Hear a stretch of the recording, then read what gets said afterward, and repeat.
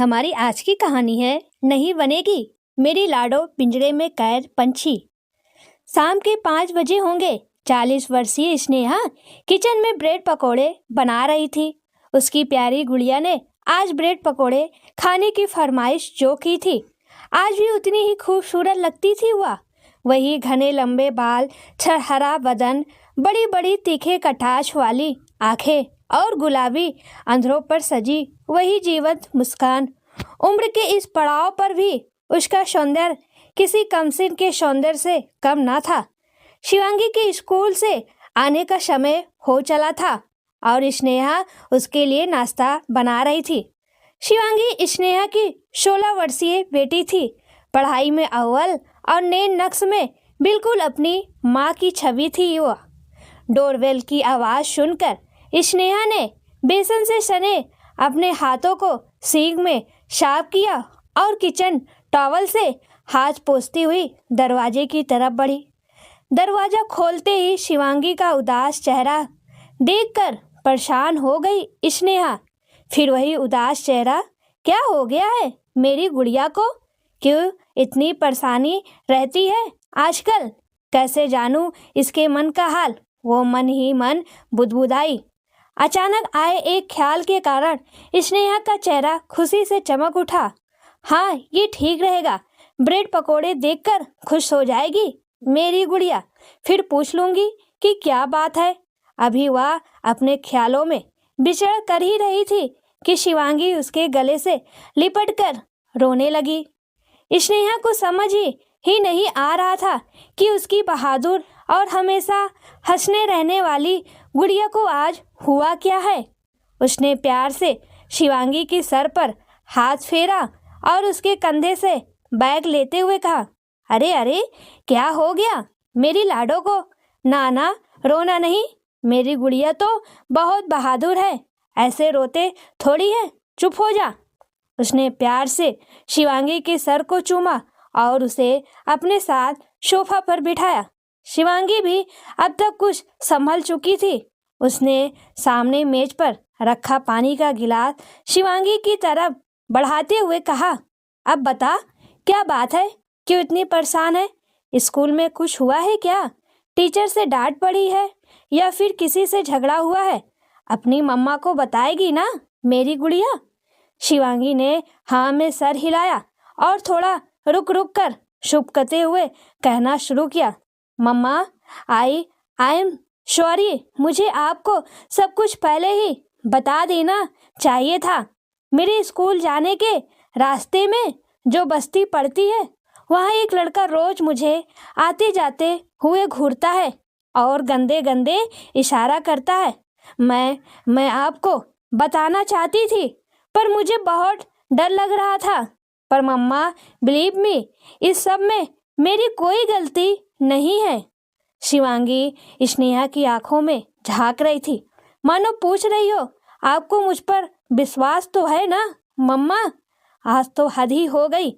मैं जब स्कूल से घर लौट रही थी तो आज भी वह उसी जगह पर खड़ा था और जैसे ही मैं उसके पास से गुजरी, उसने जबरन मेरे हाथों में यह पेपर थमा दिया। शिवांगी ने एक मूसा हुआ सा कागज का टुकड़ा स्नेहा की ओर बढ़ाते हुए कहा। स्नेहा, जो अब तक मूक बनी उसकी सारी बातें सुन रही थी, ने वह कागज का टुकड़ा शिवांगी के हाथों से ले लिया और उसे सीधा करते हुए पढ़ने लगी। लिखावट बहुत साफ सुथरी नहीं थी और बहुत से शब्द तो पढ़ना संभव ही नहीं था। फिर भी जितना उसने पढ़ा वो कुछ इस प्रकार था, डियर, मैं तुम्हें रोज स्कूल से आते जाते हुए देखता हूँ। तुम मुझे बहुत अच्छी लगती हो। मैं तुमसे मिलकर तुम्हें बहुत कुछ बताना चाहता हूँ। तुम मुझे कल शाम पहाड़ी वाले मंदिर के पास मिलना। तुम्हारा आशिक सुनील। पत्र में और भी बहुत कुछ लिखा था जिसे पढ़ पाना मुश्किल था। पत्र पढ़कर स्नेहा का दिल एक बार के लिए तो किसी अप्रिय घटना के घटित होने की कल्पना से दहल गया, पर फिर वह कुछ संभली और मुस्कुराते हुए शिवांगी का हाथ अपने हाथों में लेते हुए कहा, बस इतनी सी बात, इतनी सी बात से डर गई मेरी लाडो। ये सब तो जीवन में लगा ही रहता है। ये घटनाएं तो पानी के उन छोटे छोटे बुलबुलों की तरह है जो अकस्मात ही हमारे जीवन में आ जाते हैं, पर इसकी अवधि बहुत छोटी होती है और महत नगण्य। ये जिस तरह आते हैं उसी तरह अवधि समाप्त होते ही स्वतः खत्म भी हो जाते हैं। हमें इन सब बातों से डरना नहीं चाहिए और न ही इन बातों को ज़्यादा महत्व देना चाहिए। तुम्हारा उसकी बातों का नज़रअंदाज करना और प्रत्युत्तर में कुछ न कहना ही उसे समझाने के लिए काफ़ी है। फिर भी यदि वह फिर कोई ऐसी वैसी हरकत करे तो मैंने वह नंबर दिया था ना, याद है ना तुझे? हाँ मम्मा, याद है मुझे। शिवांगी की आंखों में अब उम्मीद की चमक थी। हाँ, बस उसी नंबर पर कॉल करना और कंप्लेंट करना।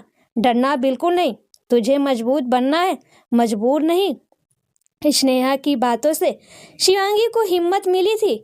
बेसाख्ता ही एक मुस्कुराहट उसके चेहरे पर खिल उठी, मानो उसके दिल पर से एक बहुत बड़ा बोझ उतर गया हो। अच्छा, मैंने तेरी पसंद के ब्रेड पकोड़े बनाए, चल जा फटाफट हाथ मुंह धो ले और नाश्ता कर ले। आज तेरी इकोनॉमिक्स की ट्यूशन भी तो है, स्नेहा ने मुस्कुराते हुए कहा। शिवांगी ने जाते जाते पीछे से स्नेहा के कंधों पर अपनी बाहें डालते हुए कहा, आई लव यू मम्मा, और फिर हाथ मुंह धोने चली गई।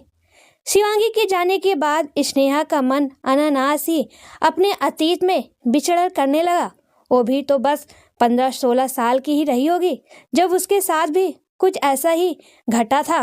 15 साल की स्नेहा चंचल हवा के झोंकों से हंसती, खिलखिलाती और बकबक किया करती थी, पर आज भी जब लड़की बड़ी होने लगती है तो अनायास ही सबकी नज़रों में आने लगती है।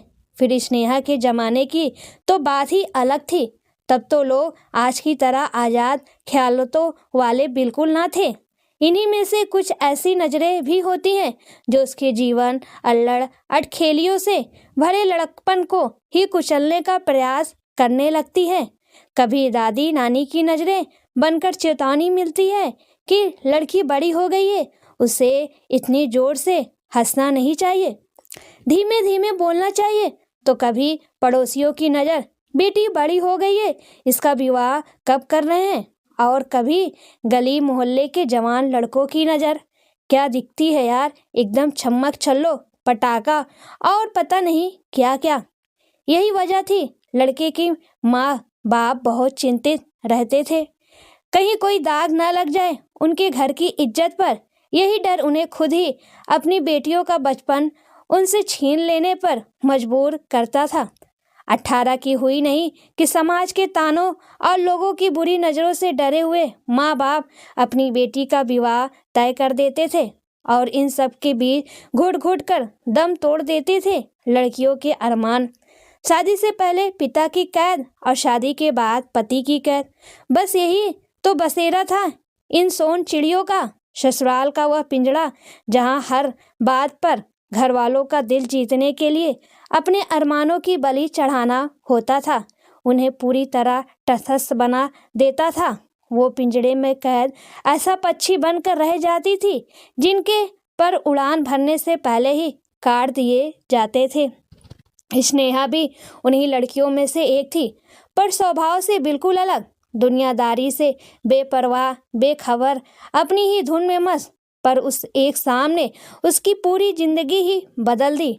उसे कुछ दिनों से लग रहा था कि जैसे कोई उसे घूर रहा है, उसका पीछा कर रहा है। पर वह कहाँ ध्यान देने वाली थी इन सब पर। उसने तो कभी किसी घटना को इतनी गंभीरता से लेना सीखा ही नहीं था। बिल्कुल मस्त मौला थी वह स्वभाव से। एक शाम जब वह अपने बगीचे में अपनी दोनों बहनों के साथ टहल रही थी तो कोई चीज़ उसकी पीठ से टकराकर नीचे गिरी। उसने पलटकर देखा तो कागज का एक पुलिंदा सा पड़ा था और करीब 20 कदम की दूरी पर खड़ा एक लड़का उसे इशारा कर रहा था।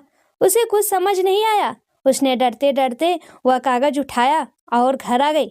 चुपके से रसोई में जाकर उसने बिना खोले ही वह कागज अपनी माँ को थमा दिया और पलके झुकाए अपनी कमर तक लंबी चोटी से खेलने लगी। माँ ने जब खोलकर उसे पढ़ा तो एक पल के लिए हतप्रभ रह गई।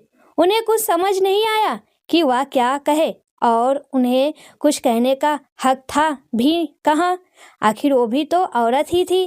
फैसला तो पिता को ही सुनाना था, जो सुना दिया।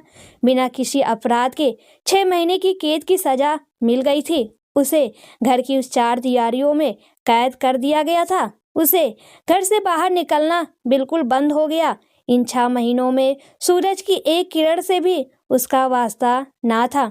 उसकी छोटी बहनें बाहर जाती, खेलती, पर वह घर की दहलीज के बाहर एक कदम भी नहीं रख सकती थी।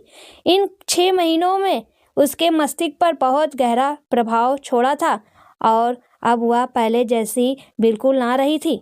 अपने में ही सिमट कर रह गई थी। वह बिल्कुल शांत और गंभीर। और फिर जैसे ही उसने 18वें साल में कदम रखा, उसका विवाह तय कर दिया गया और यहाँ से शुरू हुई एक नई कैद और एक नया पिंजड़ा।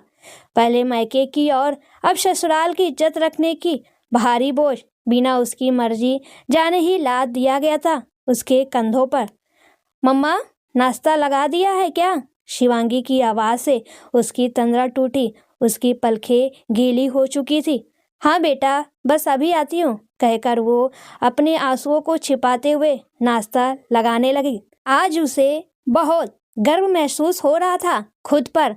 आज वह अपने और अपनी बेटी के जीवन के फैसले लेने के लिए स्वतंत्र थी। अब कोई पिंजरा ना था और ना ही वह कुल की मर्यादाओं और मान को बनाए रखने के नाम पर कैद करने वाली मोटी मोटी सलाखें नहीं बनेगी। मेरी लाडो पिंजरे में कैद पंछी नहीं चढ़ाएगी। वह अपने अरमानों, अपने सपनों की बलि नहीं काटने दूंगी मैं किसी को उसके पर। वह अपने सपनों की उड़ान जरूर भरेगी। निरपराध होते हुए भी कोई सजा वह नहीं काटेगी। वह अपने साथ साथ मेरे सपनों को भी जिएगी।